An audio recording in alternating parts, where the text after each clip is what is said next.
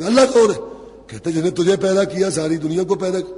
نے کہا یہ تو خراب ہو گیا کیونکہ وہ تو اس کے خلاف تھا، بادشاہ تو بت پرست تھا. اس نے کہا تجھے کس نے اس پہ سختی کی؟ تو اس نے بتا دیا، اس نے وہ بتا دیا، عالم کا بتا دیا. اور اسی طرح کا اس کو لڑکے کا بھی پتہ چل گیا.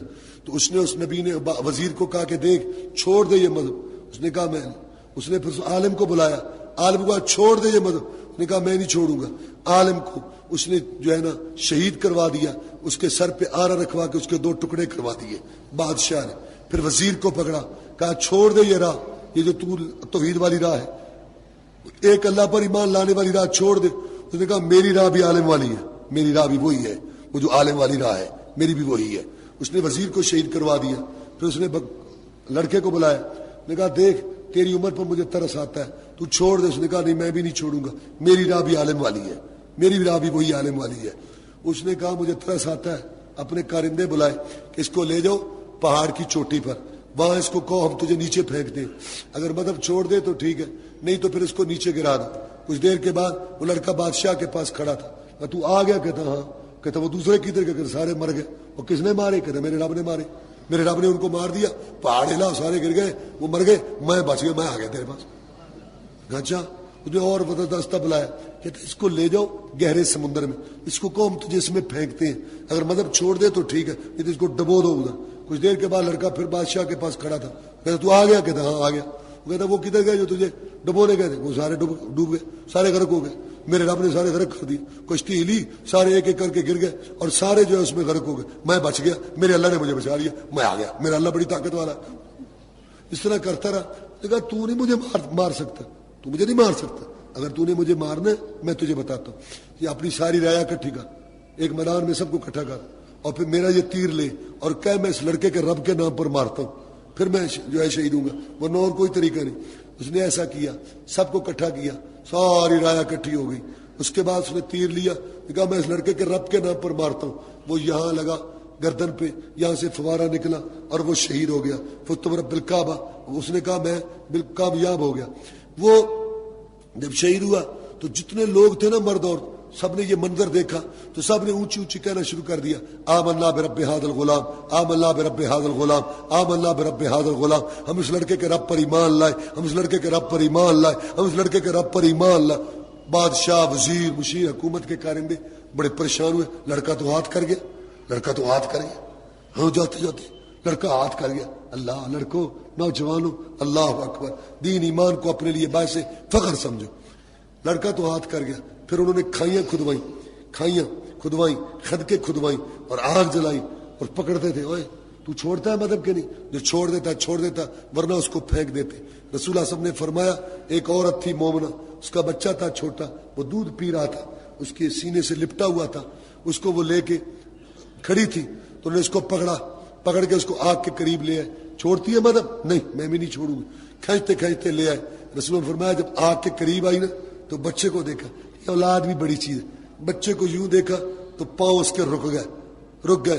تو بچہ جو دودھ پی رہا تھا نا، اس نے دودھ چھوڑ کے کہا امی لگا دے چھلانگ لگا دے، امی چھلانگ لگا دے، یہ چھلانگ لگا دے، یہ آگ نہیں ہے جنت ہے، جنت اوپر سے آگ نظر آئے اصل میں جنت ہے. پھر اس نے بھی چھلانگ لگا دی.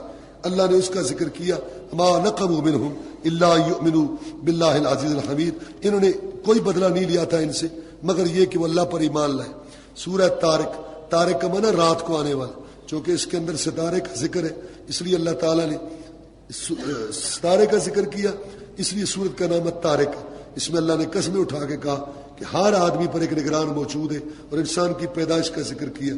آگے سورہ اعلیٰ ہے جو آپ جمعہ میں سنتے ہیں، اس کے اندر اللہ تعالیٰ نے فرمایا قد افلح من تزکا، تحقیق کامیاب ہو گیا جس نے پاکیزگی اختیار کی، پاکیزگی زبان کی، پاکیزگی دل کی، پاکیزگی بدن کی، پاکیزگی کپڑے کی، زہری بھی پاکیزگی بدن کی، کیا پلیدگی نہ ہو، باطنی حرام کا رزق نہ ہو، زہری پاکیزگی کپڑے کی، کیا نجاست نہ ہو، باطنی اس میں حرام کا پیسہ استعمال نہ ہوا ہو. اس نے پھر اللہ تعالیٰ کا نام یاد کیا، نماز پڑھی.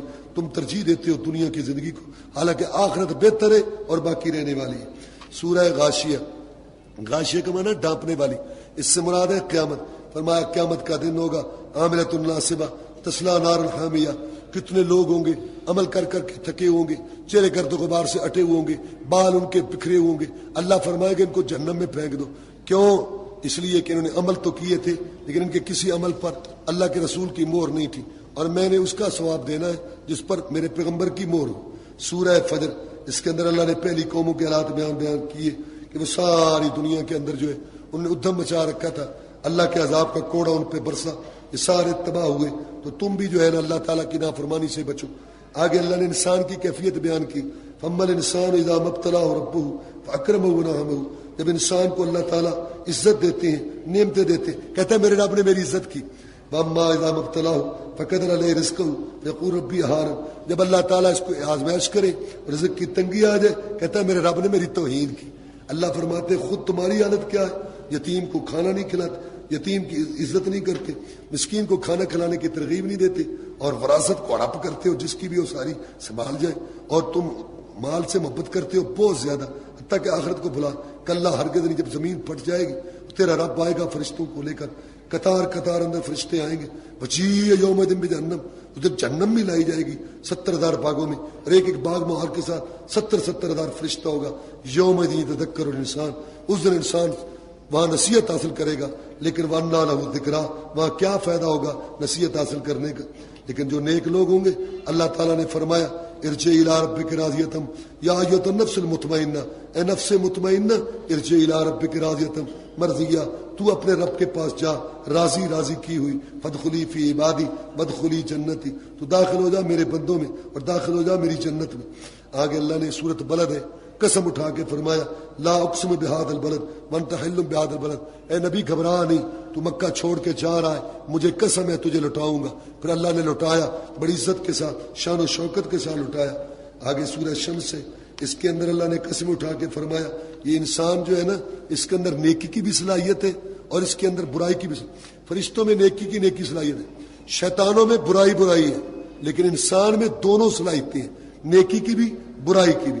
قد افلح من زکاہا، جس نے اپنے آپ کو اپنے نفس کو پاک کر لیا وہ کامیاب ہو گیا، اور جس نے اس کو گاڑ دیا یعنی اس کو گندگی میں گمراہی میں لگا دیا وہ ہلاک ہو گیا۔ آگے اللہ تعالیٰ نے پھر قسم اٹھا کے اگلی صورت میں فرمایا ان سعیکم لشتی، تمہاری کوششیں مختلف ہیں، فاما من آتی واتقی، جس نے دیا اللہ کی راہ میں، تقوی اختیار کیا، وصدق بالحسنی، کلمہ اسلام کی تصدیق کی، فسنیسر للعسری، ہم اس کو توفیق دیں گے ادھر نیکی کی۔ اما من بخل، جس نے کنجوسی کی، واستغنی، بے پرواہی کی، وکذب بالحسنی، اسلام کے کلمے کو جھٹلایا، فسنیسر للعسری، ہم اس کو جو ہے نا تنگی کی طرف جو ہے نا گمراہی غلط بات کی طرف لگا دیں گے۔ آگے سورہ ضحیٰ ہے، اس میں اللہ نے 3 باتوں کا ذکر کیا۔ اے پیارے پیغمبر صلی اللہ علیہ وسلم، آپ یتیم تھے، اللہ نے آپ کو ٹھکانہ دیا، آپ راستے کے متلاشی تھے، اللہ نے آپ کو ہدایت دے دی، آپ فقیر تھے، اللہ نے آپ کو غنی کیا، وہ ختیجہ کا مال آ گیا تھا، اب آپ بھی 3 کام کریں، یتیم کو ڈانٹو نہیں، مانگنے والے کو جھڑکو نہیں، اور اپنے رب کی نعمت بیان کرتے رہو۔ اے پیارے پیغمبر صلی اللہ علیہ وسلم، ہم نے آپ کا سینہ کھول دیا، آپ پر جو بوجھ تھا وہ دور ہو گیا، ورفعنا لک ذکرک، اور آپ کا ذکر چرچا ہم نے بلند کر دیا، فضاؤں میں ہر جگہ جہاں جہاں اللہ کی عبادت ہے، وہاں وہاں رسول اللہ صلی اللہ علیہ وسلم کی اطاعت ہے، اللہ نے چرچا بلند کر دیا۔ رسول اللہ صلی اللہ علیہ وسلم فرماتے ہیں میری امت میں سے ایک جماعت ہوگی جو میری سنتے، میری حدیثیں، میری باتیں، میرا چرچا، نبی کی نماز، نبی کا روزہ، نبی کا جہاد، نبی کی سیرت، اس کا تذکرہ کریں گے، وہ میری جماعت ہوگی، اور میرے تذکرے کو، چرچے کو باقی وہ کرنے والے ہوں گے۔ ورفعنا لک ذکرک، ہم نے تیرا چرچا بلند کر دیا۔ اگلے سورت 3 ہے، اللہ فرماتے ہیں قسم ہے انجیر کی، اور قسم ہے زیتون کے گچھوں کی، اور قسم ہے طور سینا پہاڑ کی، اور اس امن والے شہر کی، لقد خلقنا الانسان فی احسن تقویم، بے شک البتہ پیدا کیا ہم نے انسان کو اچھی صورت میں، پھر ہم نے اس کو لوٹایا بالکل ذلیل نیچے چلا گیا۔ ہاں ایمان والے وہ بچے جن کو لوگ اعلیٰ سوسائٹی کہتے ہیں، بڑی اونچی سوسائٹی ہے، دین ایمان سے دور، یہ ذلیل ترین سوسائٹی ہے، قرآن نے ان کو یہ کہا۔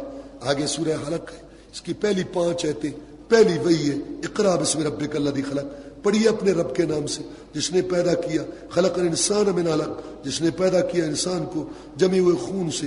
اس کا مطلب ہے انسان اپنی اصلیت میں کچھ نہیں، پڑھے گا، عمل کرے گا، اس کا مقام بنے گا، اصلیت میں کچھ نہیں۔ اس کے اندر اللہ نے ذکر کیا ابو جہل کا، کہنے لگا یار محمد یہاں لمبے لمبے سجدے کرتا ہے، میں نے سنا یہاں مکے بیت اللہ میں گئی گا, اچھا میرے سامنے آیا نا سجدہ تو میں اس کی گردن توڑ دوں گا. رسول اللہ صلی اللہ علیہ وسلم نماز پڑھ رہے تھے تو آیا ابو جہل کو کسی نے بتایا, وہ محمد سجدے کر رہا ہے, بھاگا ہوا آیا, آ کر کے پیچھے گیا,